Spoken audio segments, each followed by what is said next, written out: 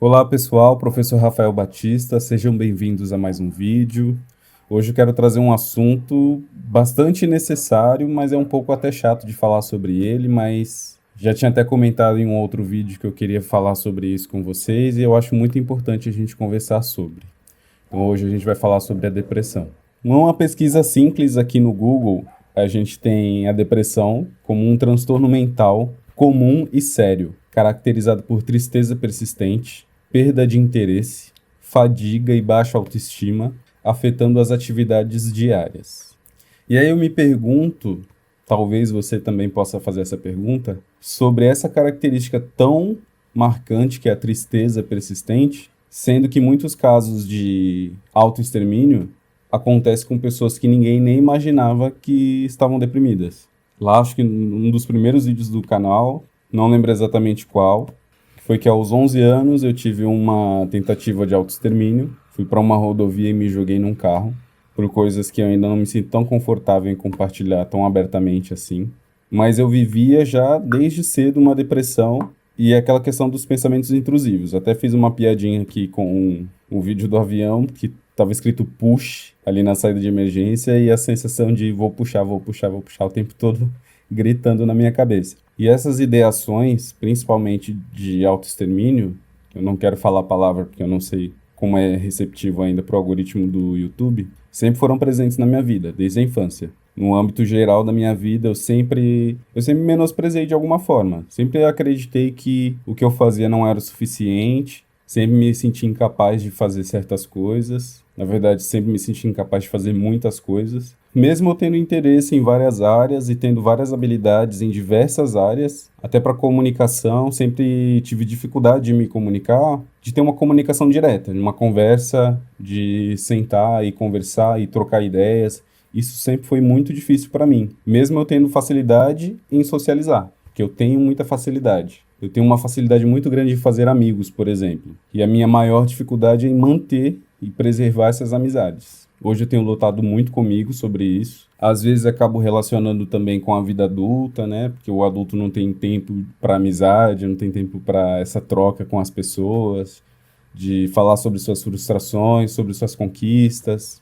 Até porque as pessoas às vezes recebem mal as nossas conquistas, né? Como se a gente estivesse tentando ser melhor do que a outra pessoa. Isso é até um problema social, que eu acredito que a gente tem que comemorar sim as nossas vitórias e as vitórias dos outros. E aí eu sempre usei um termo que era inveja santa, porque eu sempre admirei muito as conquistas dos outros, mas sempre tive dificuldade em externalizar esse sentimento de alegria, de me mostrar feliz pelo resultado das conquistas. Por exemplo, tem um conhecido que não é tão amigo que lançou alguns livros e eu me senti muito feliz por ele e no grupo social em que eu vivia, eu vi essa sensação de menosprezo da maioria, principalmente porque pela qualidade do livro, essa pessoa em específico também escreve músicas e as músicas de fato são ruins, mas é uma pessoa que está fazendo. E aí quantas vezes a gente paralisa, às vezes pelo medo da crítica alheia, ou por não se sentir capaz o suficiente para ir lá e produzir.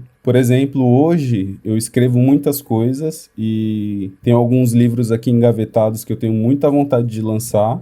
A noite passada eu passei trabalhando arduamente em um deles. Comecei, acredito que umas 11 da noite e parei 1 da manhã, então foram 2 horas de escrita. Eu escrevi 39 páginas. E aí isso não é um demérito de quem não está fazendo, mas também não é uma grande vitória minha. Na verdade, está muito relacionado à minha capacidade. Só que mesmo assim eu olho para essa coisa, caramba, só consegui 39, ao invés de comemorar essa minha vitória, porque eu consegui produzir essas 39 páginas. Mas em breve, quando sair a publicação, eu compartilho aqui com vocês também. E aí, voltando para a depressão, ela sempre esteve comigo. Por ser um transtorno, não é algo que eu tomo um remédio e vai acabar. Tenho noção disso e entendo que o meu desafio com ela é aprender a conviver com esse transtorno. Mas ele não pode limitar a minha vida. E por muitas vezes eu me vejo me limitando por conta disso. Eu me vejo me frustrando facilmente com coisas que, na verdade, são incríveis até para mim. Eu vejo, por exemplo, a minha capacidade de escrever, de criar com uma grande facilidade, mas às vezes essa criação não me parece algo suficiente. É muito complexo falar sobre isso, mas é importante a gente falar. Principalmente porque simples atitudes podem ajudar e muito pessoas que passam por um transtorno como esse. No meu caso, por exemplo, eu tenho umas paralisações que com certeza estão relacionadas com a depressão, também estão ligadas com o autismo. Essa depressão já veio como uma comorbidade do autismo, principalmente por ter sido diagnosticado tardiamente, não ter recebido o tratamento adequado num tempo mais cedo. É algo que vai gerando outros problemas, como, por exemplo, a ansiedade. Um dos diagnósticos principais que chegou para mim agora na vida adulta, além do TEA, foi o TAG, né, que é o transtorno de ansiedade generalizada. E é isso, às vezes uma coisa simples, como, por exemplo, eu me programo para levantar às 6 da manhã, se eu acordo 6h30, eu já não consigo mais render o resto do dia, porque eu me sinto um inútil. É até ridículo falar sobre isso, mas é uma verdade. Eu tenho feito uma lista de afazeres,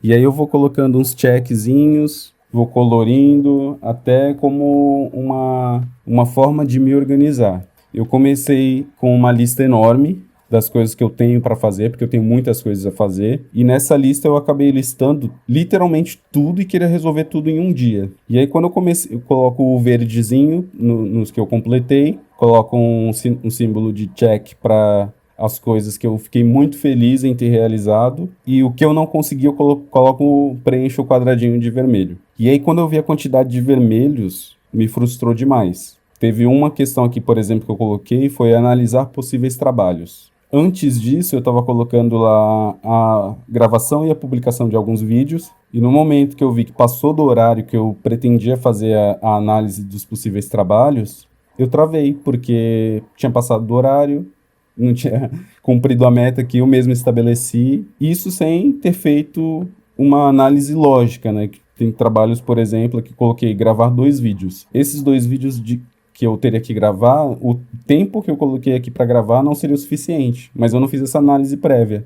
Eu só queria listar tudo que eu faria e coloquei tudo para acontecer em 1 hora. E aí o dia seguinte já não rendeu.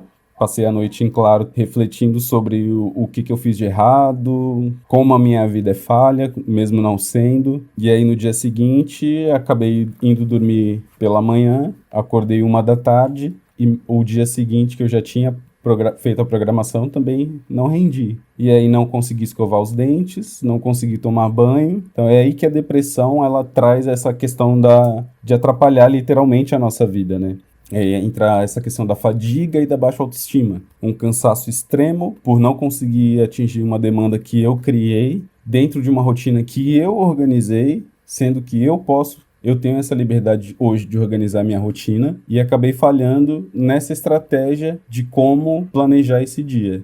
Mas eu tenho a Rebeca, que é minha amiga, tenho o Benito, que é meu amigo, e conversando com essas 2 pessoas, eu paro para refletir sobre o porquê das coisas. Então, isso que eu falo que é muito importante a gente estar em contato com outras pessoas, e é difícil até avaliar um ponto-chave para resolver o problema de uma pessoa que está em depressão. Porque às vezes acontece da pessoa estar cercada de muitas pessoas, e mesmo assim, naquele momento que ela está só, é o momento que acontece a fatalidade. Isso é complicado de avaliar, de justificar ou até de dar um diagnóstico claro, mas é importante essa observação e a conversa sobre, porque quando a gente tem uma crise, acaba gerando essa crise existencial e a gente se sente inútil mesmo. E não é fácil. A maioria das pessoas vão invalidar, você não tem motivos para estar assim, mas não é uma questão de escolha. Então é muito difícil simplesmente